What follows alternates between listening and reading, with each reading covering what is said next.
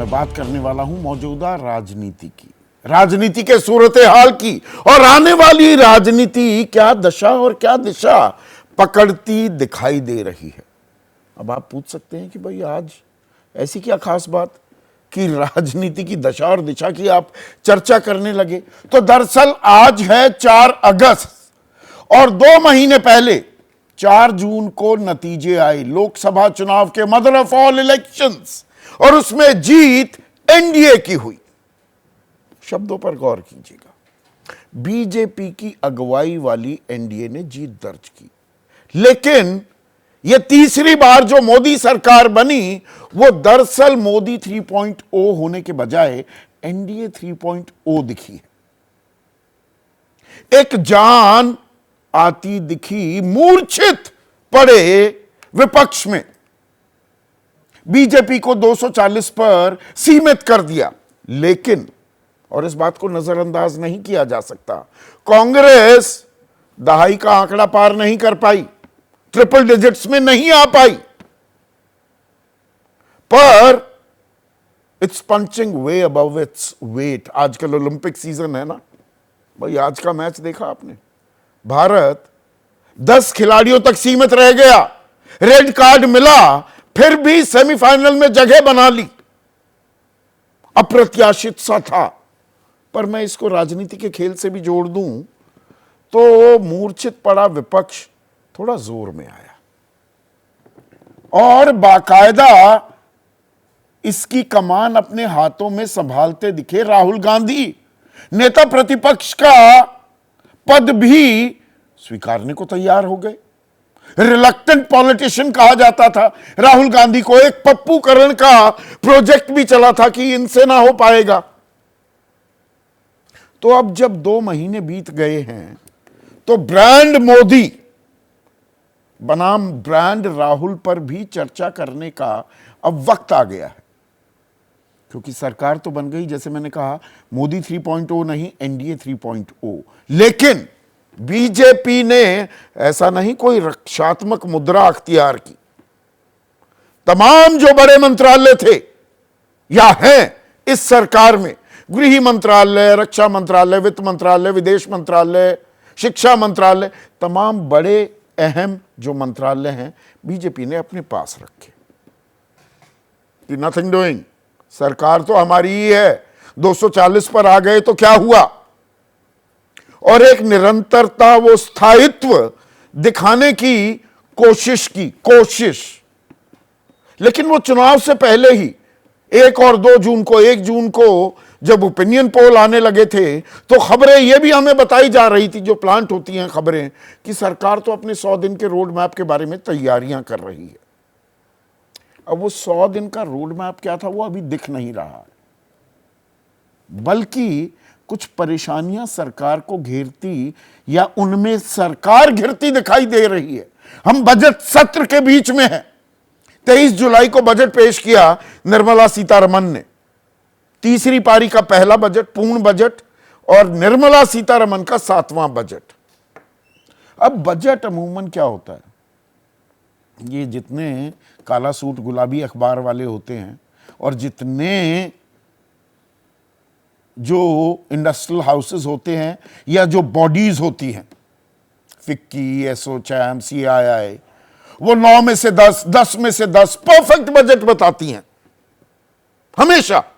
ये एक चलन है, एक शगल है, लेकिन अपने ही बजट को लेकर अपने मंत्रियों से ही घिरती दिखी निर्मला सीतारमण। नितिन गडकरी ने सवाल उठा दिए, लॉन्ग टर्म कैपिटल गेन। अरे भाई, मिडिल क्लास को, मध्यम वर्ग को कितना निचोड़ेंगे आप। जो बज क्रिएट होती है वो बजट बज क्रिएट नहीं कर पाया, बल्कि सरकार जो बेरोजगारी को बड़ा मुद्दा नहीं मान रही थी उसे मुद्दा मानती दिखाई दी। इंटर्नशिप की भी बात हुई। अब जब बेरोजगारी की बात होती है तो इसे एक बड़ा मुद्दा विपक्ष बना रहा है, उसी पर अपनी ब्रांड बिल्डिंग भी की है राहुल गांधी ने, और सुर में सुर मिलाते दिखे हैं अखिलेश यादव भी और तेजस्वी यादव भी। और बजट कि हलवा सेरेमनी को एक राजनीतिक औजार मानते हुए या बनाते हुए राहुल गांधी ने कहा कि संसाधन सही मायने में बांटे नहीं जा रहे, 73% के पल्ले हाथ कुछ लगता नहीं है, 2-3% लोग आपस में ही बांट लेते हैं। अब इसमें जाति का पुट भी आ गया, इस पर भी एक घमासान मचा, यानी कि मंडल और कमंडल की राजनीति एक नए स्वरूप में सामने आती दिखी। अब यह दो-धारी तलवार है क्या? इस खेल में कहीं खुद ही जख्मी ना हो जाए राहुल गांधी? यह अपने आप में एक बड़ा सवाल है, क्योंकि सोशल इंजीनियरिंग अभी तक जो की बीजेपी ने, उसकी काट विपक्ष नहीं ढूंढ पाया है। लेकिन खास उत्तर प्रदेश में देखें तो दो लड़कों की जोड़ी ने क्या योगी और अमित शाह, मोदी की जो कदमताल है उस पर अड़ंगा लगाने का भी काम कर दिया है। और उसमें दिल्ली और लखनऊ में जो खींचतान, नूरा कुश्ती नहीं, बाकायदा दंगल जो चल रहा है बीजेपी के भीतर, क्या वो बीजेपी को नुकसान और एडवांटेज राहुल और अखिलेश को दे रहा है? और जातिगत जनगणना आगे होती है या नहीं होती है, या ये मुद्दा नफे और नुकसान में कितना तब्दील होता है, यह भी देखने वाली बात है। और इसमें सबसे अहम बात, राहुल गांधी अभी तो फ्रंट फुट पर खेलते दिख रहे हैं, बड़े जोश में भी दिख रहे हैं, कोई रिलक्टेंट पॉलिटिशियन नहीं दिख रहे, बाहर भी निकल रहे हैं, अलग अलग जगह दौरे कर रहे हैं, कहीं किसी कॉबलर से, मोची से मिल रहे हैं, कहीं किसी और से मिल रहे हैं। He is ticking the right boxes. लेकिन ये निरंतरता वो निभा पाएंगे क्या? जो बीजेपी की खास प्रधानमंत्री नरेंद्र मोदी की ताकत है कि 365 दिन 24/7 वो लगे रहते हैं, छुट्टी नहीं मारते, कहीं बाहर घूमने नहीं जाते, निजी दौरों की बात कर रहा हूं मैं। उसे मैच कर पाएंगे क्या राहुल गांधी? और इसी में चुनाव के बाद का अगला खेल भी सामने आ जाता है। उपचुनाव हुए 13 जगह 7 राज्यों में, 10 पर इंडिया की जीत हुई, बीजेपी 2 ही जगह जीत पाई। लेकिन उससे भी बड़े और अहम उपचुनाव उत्तर प्रदेश में मुंह बाए खड़े हैं। 10 सीटों पर उपचुनाव होने हैं, और जिस तरह की सिर्फ उटव्वल हो रही है, और योगी रहेंगे नहीं रहेंगे, जाएंगे नहीं जाएंगे, मोदी के बाद कौन, योगी या अमित शाह, ये लड़ाई भी चल रही है क्या? उस पर से संघ जिस तरह के बयान देता दिख रहा है, जो नहीं दिए गए पिछले 10 सालों में, सरसंघ चालक अहंकार की बात करते हैं, सरकार बनाम संगठन की बात हो रही है, या इंसान भगवान बनने की जब कोशिश करता है, अब किस ओर इशारा हो रहा है? तो उत्तर प्रदेश में ये चुनाव क्या बीजेपी के लिए अहम हो जाते हैं?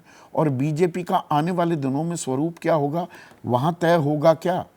लेकिन साथ ही साथ कुछ और चुनाव भी हैं। महाराष्ट्र और हरियाणा, झारखंड तो है ही, लेकिन महाराष्ट्र और हरियाणा राजनीतिक लिहाज से क्या बहुत ज्यादा महत्वपूर्ण होने वाले हैं। दोनों ही जगह बीजेपी की सरकार है, महाराष्ट्र में गठबंधन की सरकार है और हरियाणा में बाकायदा अपनी सरकार है। और उससे एनडीए की मजबूती या इंडिया की मजबूती तय होगी। ब्रांड मोदी और ब्रांड राहुल की भी ताकत या उसकी जोर आजमाइश होने वाली है। इसी पर आज हम चर्चा करेंगे। ऐसे में आज का सीधा सवाल, अगली लड़ाई की तैयारी मोदी राहुल में कौन पड़ेगा भारी, और किसके चक्रव्यूह का शोर, सियासी मौसम किशोर, वो चक्रव्यूह की बात की थी ना कि अभिमन्यु को वो 6 चक्रों में घेर लिया था, वो चक्रव्यूह नहीं पद्मव्यूह यानी कि कमल का भी जिक्र कर दिया था, और इंडिया अर्जुन की तरह इस चक्रव्यूह को तोड़ देगा, ये राहुल गांधी कहते दिखाई दे रहे थे। या अभी चक्रव्यूह में फंसा हुआ है विपक्ष, थोड़ा सा मुंह निकाला है तो डूबते को क्या महज तिनके का सहारा मिला है।